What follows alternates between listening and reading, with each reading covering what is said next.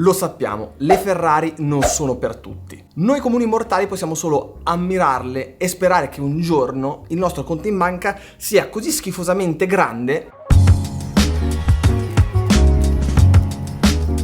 per poterne acquistare una. Ma anche chi è schifosamente ricco, certe volte, nonostante i soldi, non può comprarsi una Ferrari. Il motivo? Adesso ve lo racconto. Qualcuno già conoscerà questa vicenda come la blacklist di Ferrari. Il più famoso probabilmente all'interno di questa lista è Justin Bieber. Sì, scusate, non vi ho spiegato la parte più importante. Perché non possono più comprarle? Per il regolamento etico e i valori del brand più e più volte infranti da questi VIPs. Giusto per farvi capire al volo vi faccio degli esempi. In primis il cosiddetto tuning. Modificare una Ferrari è come voler migliorare una creazione del maestro Iginio Massari, spruzzando un po' di caramello qui e là sul suo famosissimo panettone. Tu devi cucinare quello che piacciono agli altri. Leggenda vuole che proprio Enzo Ferrari negli anni 80 abbia contattato il boss di Koenig, noto tuner tedesco, intimandogli di togliere il cavallino da quelle che non considerava più Ferrari, perché appunto pistolate da questo tuner. Certezze e conferme non ce ne sono, ma il pensiero comune dei fan Ferrari è schierato a favore di questa teoria. Difatti, appena si tocca solo una vite di un modello particolare Ferrari, la macchina perde ovviamente subito valore. Difatti molto spesso, anche al giorno d'oggi, quando si possiede un modello molto particolare di Ferrari e si va a toccare anche solo la vite, perde di valore agli occhi degli appassionati e soprattutto dei collezionisti. Non rispettare la vettura equivale a non rispettare la storia di una scuderia leggendaria.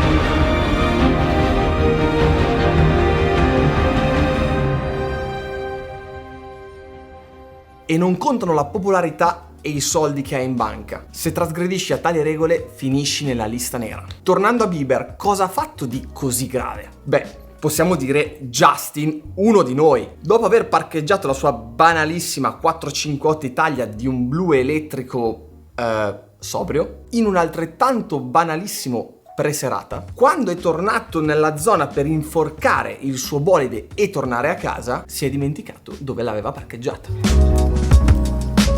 Ubriaco a merda ha deciso di prendere un taxi, lasciando l'arduo compito di ritrovare il mezzo ai suoi scagnozzi che erano ovviamente lì con lui. Come faccio a metterci la bici io? La mia è questa, nessuno mi risponda. Alla fine per me vado in galera. Dai, ammettetelo, a chi non è mai capitato anche da sobrio, lì nei parcheggi con le chiavi a cercare sti luci che si accendono. L'unica differenza è che a noi succede nei piani del supermercato e invece a lui probabilmente ha una festa esclusiva a Beverly Hills o a Los Angeles, però dettagli insomma. Da un cantante a un DJ, anche a Deadmau5, perché è appassionato di musica elettronica lo conoscerà, è finito nella lista nera. E vi dico, in questo caso, anch'io personalmente, in nome di Enzo Ferrari in persona, sarei andato a sequestrargliela. Facciamo così. Io non vi dico niente e ve la faccio solo vedere in un video. Sono solo curioso di sapere il vostro sdegno nei commenti e se proprio dovete sfogarvi ancora, fatelo sul tasto iscriviti premendolo compulsivamente. Questa comunque era la 458 di Deadmau5.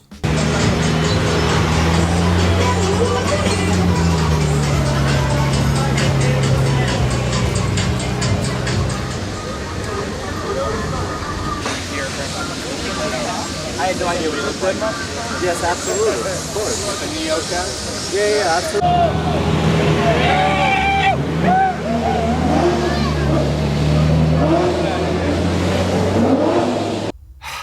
Sì, ragazzi. Ha anche cambiato il cavallino rampante sul muso con la forma stilizzata del suo gatto.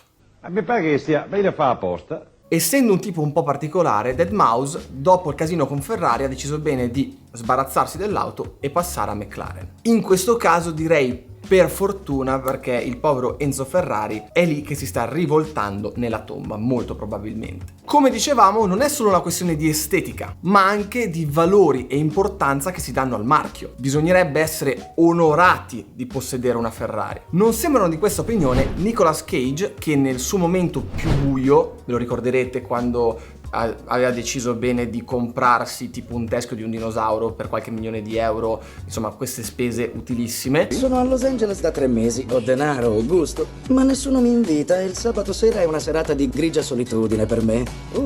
Una Ferrari sarebbe una soluzione? E appunto non vuoi andare in merda finanziariamente facendo queste spese utilissime e giustamente per risanare i debiti cosa fai? Vendi una Ferrari Enzo a un prezzo stracciato a 1/5 del valore di mercato. Coglione! Pensate quanto erano contenti tutti i vari collezionisti che tenevano lì le loro Enzo per far salire il valore e compagnia bella. E oltretutto l'oltraggio per una roba del genere. Oppure 50 Cent, famoso rapper americano, che a causa di un problema tecnico ha deciso bene di fare la foto alla sua 488 sul carro attrezzi e in breve dire bella macchina di me. Sapendo poi quanto sono poco permalosi quelli di Ferrari, immagino quanto abbia fatto piacere alla sezione marketing di Ferrari uno spot del genere. Per concludere, quel mattacchione di Floyd Mayweather, il pugile, che non avendo più spazio in garage per tutte le sue Ferrari, sì, aveva troppe Ferrari e non aveva più spazio. Ha scelto quella che gli piaceva di meno e l'ha messa come premio per una campagna pubblicitaria di scommesse online. Ovviamente non un banale testa rossa da 50.000 euro usato, ma un 599 nero. Insomma, non proprio uno schifo. Comunque Floyd, se vuoi adottarmi o aprire un team in MotoGP, sono qui, sappilo. So benissimo che se siete appassionati di motorsport e siete arrivati fino a qui, vorreste andare a prenderli a casa con le vostre mani. Ma su questo canale si professa la pace. Quindi un bel respiro e al massimo guardatevi un bell'altro video di questo canale, che male non fa. A parte gli scherzi, se volete un altro video su queste curiosità del mondo motori, fatemelo sapere qui sotto con un commento e, come al solito, gas, ci vediamo al prossimo video.